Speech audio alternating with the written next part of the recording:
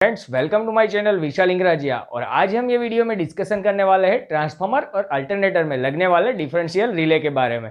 तो वीडियो में आगे बढ़ने से पहले चैनल को सब्सक्राइब करें, वीडियो को लाइक करें और शेयर कीजिए। तो चलिए अभी हम आगे बढ़ते हैं डिफरेंशियल रिले की ओर। डिफरेंशियल रिले क्या होता है, उसका फंक्शन क्या है, वो कैसे काम करता है, वो सब हम डिस्कशन करेंगे ये वीडियो में। तो फर्स्ट तो हम समझेंगे डिफरेंशियल रिले को ड्राइंग के साथ, जो कि उसका बेसिक क्या है फंक्शन उसके हिसाब से। तो चलिए अभी मैं आपको समझाता हूँ ड्राइंग के साथ।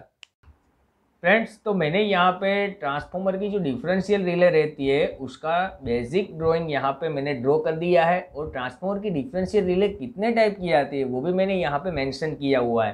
तो फर्स्ट हम समझते हैं कि ट्रांसफार्मर की डिफरेंशियल रिले कितने टाइप की आती है। तो फर्स्ट आती है करंट डिफरेंशियल रिले, दूसरा आता है वोल्टेज डिफरेंशियल रिले, तीसरा आता है परसेंटेज डिफरेंशियल रिले, चौथा आता है वोल्टेज बैलेंस डिफरेंशियल रिले। तो ये जो चार टाइप हो गए वो टाइप की रिले मेनली डिफरेंशियल रिले के तौर पे यूज़ होती है। उसमें से ज़्यादातर यूज होने वाली रिले है करंट डिफरेंशियल रिले। अभी हम समझते हैं ट्रांसफार्मर के जो बेसिक ड्राइंग है उसके द्वारा डिफरेंशियल रिले कैसे काम करती है। तो यहाँ पे आप देख पा रहे होंगे कि मैंने दो सीटी ली है, ट्रांसफार्मर लिया है। ट्रांसफार्मर की ये है प्राइमरी साइड, ये है सेकेंडरी साइड। और जो सीटी ली है वो मैंने प्राइमरी साइड ली है 100/1 एम्पियर की, दूसरी सेकेंडरी साइड जो सीटी ली है वो है 1000/1 एम्पियर की। तो हमें यहाँ पे ये ध्यान रखना है कि हम जो सीटी ले रहे हैं उसका जो सेकेंडरी एम्पियर है वो दोनों साइड का सेम होना चाहिए। भले ही हमारा प्राइमरी एम्पियर दोनों साइड का अलग अलग हो, बट जो सेकेंडरी साइड का सीटी का एम्पियर है वो दोनों सेम होना चाहिए। तो यहाँ पे भी मैंने वैसे ही लिया है, 100/1 एम्पियर का है, यहाँ पे 1000/1 एम्पियर का है। मेरा यहाँ पे प्राइमरी करंट अलग है बट सेकेंडरी करंट दोनों का सेम है।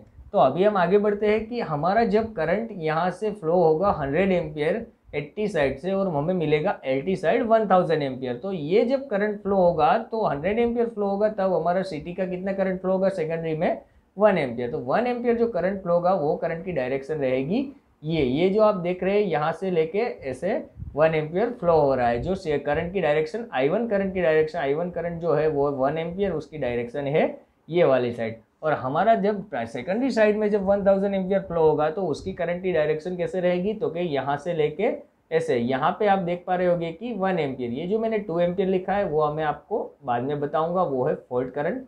तो फॉल्ट करंट को समझाने के लिए मैंने 2 एम्पियर लिखा है। यहाँ पे 1 एम्पियर ही फ्लो होने वाला है क्योंकि 1000 एम्पियर हमारा यहाँ पे फ्लो हो रहा है। तो हमारी सीटी 1000/1 एम्पियर की है, तो यहाँ से 1 एम्पियर ऐसे फ्लो होगा।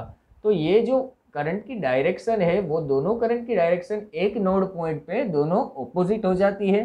तो वो डायरेक्शन ऑपोजिट हो जाने की वजह से दोनों करंट एक दूसरे को कैंसिल करते हैं और वहाँ पे हमारा जो ऑपरेटिंग कॉइल है वहाँ से 0 एम्पियर फ्लो होता है। अभी हम समझते हैं कि भाई हमारा जब ट्रांसफार्मर की सेकेंडरी साइड में फॉल्ट होगा, यहाँ पे आप देख पा रहे हैं यहाँ पे फॉल्ट हुआ तो हमारा जो एम्पियर है वो सेकेंडरी साइड का बढ़ जाएगा, तो वो हो जाएगा 2000 एम्पियर। तो यहाँ पे हमारा फ्लो हो रहा है 100/1 एम्पियर।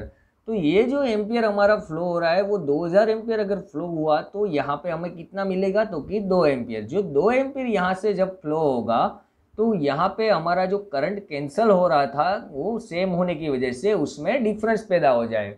तो वो जो डिफरेंस पैदा होगा वो डिफरेंस हमारा कितना आएगा, तो कि 1 एम्पियर। वो 1 एम्पियर कहाँ से फ्लो होगा, वो होगा ऑपरेटिंग कॉइल में से। और ऑपरेटिंग कॉइल में से जब ये 1 एम्पियर फ्लो होगा तो ऑपरेटिंग कॉइल ऑपरेट होगी और डिफरेंशियल रिले सिस्टम को ट्रिप करवा देगी। तो दोस्तों मैं यहाँ पे आपको वापस एक बार ब्रीफ कर देता हूँ कि डिफरेंशियल रिले वर्क कैसे करती है, वो हम जल्दी जल्दी यहाँ पे समझेंगे। यहाँ पे हमने 2 सीटी लिया है। सीटी में हमारा करंट जो फ्लो होता है वो नॉर्मल कंडीशन में सेम एम्पियर फ्लो होता है और जो फॉल्ट वाली कंडीशन रहती है उसमें डिफरेंस एम्पियर पैदा होता है। जो डिफरेंस एम्पियर पैदा होता है उसकी वजह से हमारा जो ऑपरेटिंग कॉइल है वो ऑपरेट हो जाता है और डिफरेंशियल रिले ट्रिप करवाता है। तो दोस्तों यहाँ पे जो करंट की डायरेक्शन रहती है वो भी अलग अलग रहती है, ऑपोजिट रहती है दोनों की, क्योंकि हमारा जब ऑपोजिट डायरेक्शन में करंट रहेगा तभी हमारा करंट कैंसिल हो पाएगा। तो हमें दूसरा ख्याल ये भी रखना है कि हमें जो सीटी लेनी है वो भी सेकेंडरी साइड का जो सीटी का एम्पियर है वो सेम होना चाहिए। प्राइमरी साइड का भले ही वेरिएशन आए बट जो सेकेंडरी साइड का एम्पियर है वो सेम रखना है। तो अभी हम देखेंगे अगले वीडियो में जो ट्रांसफार्मर में 3 फेज ट्रांसफार्मर में कनेक्शन कैसे होते हैं, सीटी के कनेक्शन और डिफरेंशियल रिले कैसे ऑपरेट होती है। तो अभी हम अगले वीडियो में मिलेंगे, तब तक के लिए दोस्तों अपना ध्यान रखिए और वीडियो को लाइक और शेयर करना मत भूलिए। चैनल को सब्सक्राइब करना तो भूलना ही नहीं है हमको। तो चलिए दोस्तों मिलते हैं अगले वीडियो में।